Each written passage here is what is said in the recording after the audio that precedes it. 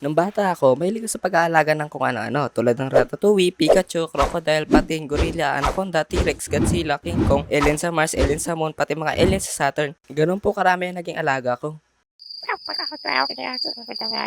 Hoy, nananahimik na mga buto-buto ko dito. Dadamay mo pa ako dyan? Wait, di ba dapat nasa museum ka na? Baka mo ba akong mas gusto ko dito?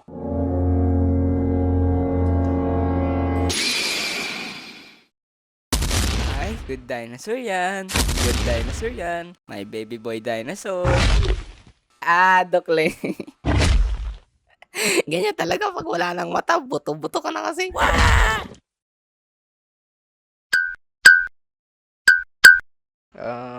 Guys, mukhang nasa impyerno ata ako. Hindi bali na.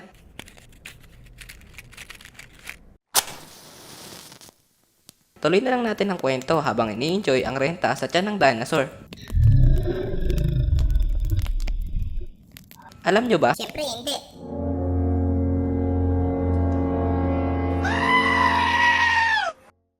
Pega.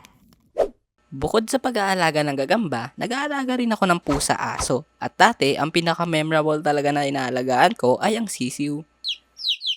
Isa sa pinagtataka ko sa sisiw kung bakit iba-iba kulay nila. Alam ko, mostly yellow kulay nila, pero merong violet, merong pink, orange, blue, red, green, saido. Sisiw pang kalawakan.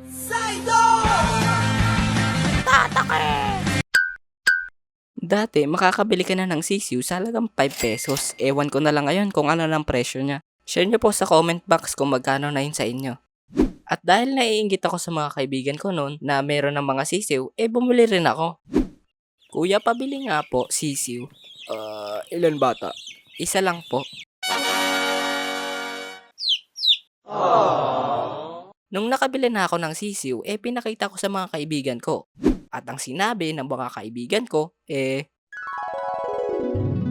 bumili ka Marky, ang cute nung sayo. Kulay white, oo nga, ang cute. Nasaan na yung sa inyo? Akin nasa bahay. Meron na siyang bahay, ginawan ko. Akin naman, namatay.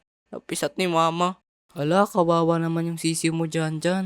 Tara, ipapakita ko na lang sa inyo yung alaga ko. Pinakita ng kaibigan namin yung alaga niya na nakalagay sa karton. May higaan, may tubig at maraming pagkain. Kompleto na lahat. May kasama pang yung alam mo na, yung ipot ng sisiw. Ang baho, may tae. Bastos na bata. Kumakain ako dito. Ay, sorry po. Walang sorry dito. Akin na puwet mo. Tama na po. Sakit ng palo ng mama mo. Lilinisin ko na lang to. Kakaipot lang kasi ng sisiw ko Ilang araw na yung sisiw mo? 4 days na yung sisiw ko na to. At ang tawag ko sa kanya, poknat. Aalagaan ko na rin tong akin. Pag lumaki to, uulamin namin ni mama. Ay, nako po.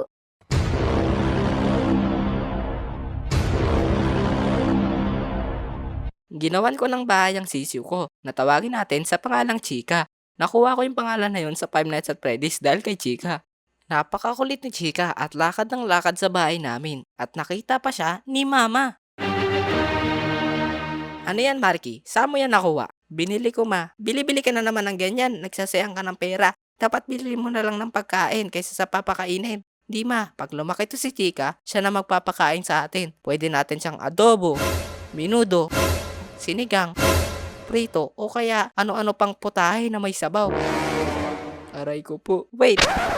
Commercial lang ng saglit. Kung nakaabot ka dito, wag mo sanang kalimutang mag-like, comment, share, and subscribe sa akin. Dahil siya nga, di mo kayang kalimutan. Kahit na ikaw, nilimot ka na niya ng ganun lang kadali. Are you lonely? Kaya nagtataka ako, bakit nakalimutan nyo mag-subscribe? Kakaingit naman yung crush nyo. Buti pa sila, di nyo nakalimutan. Sino ba naman ako? Isa lang naman akong uhog na may uod. Ay, mali. Uod na may uhog sa loob ng dinosaur na buto-buto. Bakit nga pala ang dilim dito? Wala naman siyang tiyan, di ba? Naiimik ka, Ratatouille. Yun nga din ang tanong ko Pika! Pero sana, huwag nyo rin kalimutang pindutin ang notification bell dyan sa baba para malaman nyo kung may bago ako nakakasirang ulong upload. Yun lang, balik ulit sa kwento. Pagkising ko, pagkatapos magkape, pinuntahan ko agad yung bahay na gawa ko para kay Chika. Meron na siyang lalagyanan ng tubig, pagkain, at higaan. Sa school ko kasi nabili yung sisiw na yon, kaya dun rin ako bumibili ng pagkain niya. Nagmamadali na akong umuwi noon. Nung pagka-uwi ko, natutulog si Chika at dinagyan ko ng pagkain yung lalagyanan niya at kumain agad siya. Tuwang-tuwa ako noon kasi kala ko tatagal si Chika. Pero isang araw, namatay sa lamig si Chika dahil may butas yung karton niya. At doon na ang uling beses na nakita ko si Chika.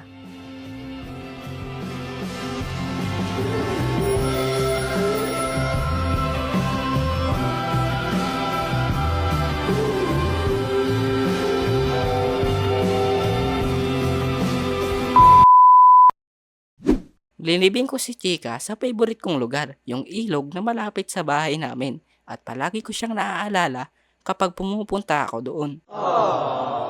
Sa totoo niyan, tinapon ko lang talaga siya sa ilog.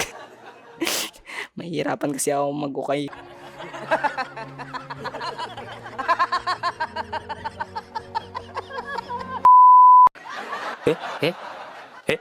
Kasi baka makita pa ako nung may-ari ng lupa doon. Tapos, ang sabihin, "Hoy, anong linilibing mo dyan?" Huh? Ginawa nyo ng sementeryo yung lupa ko. Umalis kayo dyan. Kung hindi. Uy, Marky, umalis ka dyan. Baka patayin ka ni Madam. Rest in peace. Tinanong ako ni Janjan kung nasaan alaga kong si Chika. Pero sinabi ko na patay na at namatay sa lamig. Nanigas kasi si Chika nung iniwan ko. Yung kaibigan ko rin na isa, patay na yung alaga niya dahil kinain daw ng pusa niya. Mama, kinain ng sisiw si Muning.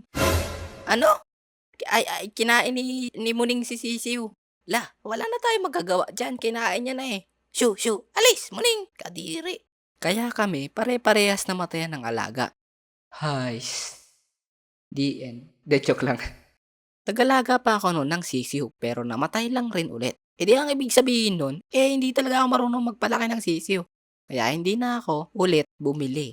At nag-alaga na lang ng aso at pusa. Pika! Sabi kasi ni Lola, mahirap mag-alaga ng sisiw kasi may daga sa bahay namin. Wala akong kinalaman dyan, ha? Kadiri ka! Hindi ako kumakain ng ilaw. Ipangdaga ako. Isa akong chef. Pika! Sinungaling, ikaw yung daga sa dati naming bahay. Nakita ng dalawa kong matalas na mata na naka-apron at naka-turf. Ang daga, ikaw na yun. Imbento ka! At saka, mahihirapan ka mag-alaga ng sisiw kapag magdadampot ka na nung ipot nila na mabaho. Tapos bibili ka pa ng pagkain niya na tag 5 piso. Sayang talaga, pati ang buhay nila Chika. Pero hindi ko makakalimutan si Chika at yung isa kong sisiw na green na hindi ko napangalanan kasi natigok agad. At share ko lang sa inyo yung kwento ko sa manok namin dati. Isang araw, nag-alaga kami ng manok nila Papa, yung 45 days na manok. 3 yung manok na binili nila. Ito sila Chiclet, Daisy at Lobby. Ang pinaka-favorite ko sa kanila ay si Chiclet. Siya yung pinakamataba at pinaka-cute sa kanila. Ako ay nag-alaga sa kanila. Nagpapakain, nagpupulot ng, alam niya, nung J-box nila.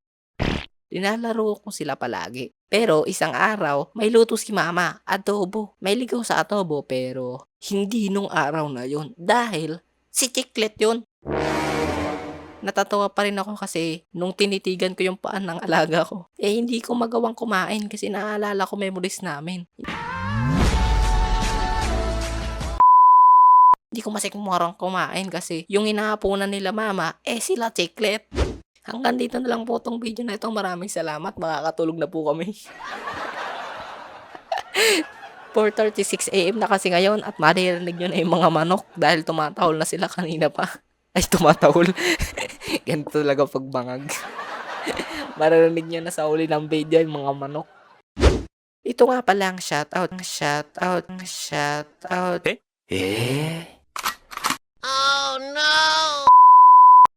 ito nga pala ang shoutout sa mga kaibigan kong animators, sa mga reactors ko sa art account at FB page, sa mga nakikipag-interact sa akin, at syempre sa mga nanonood rin sa akin ngayon. Maraming salamat po, ingat kayo at maging masaya. Pabush!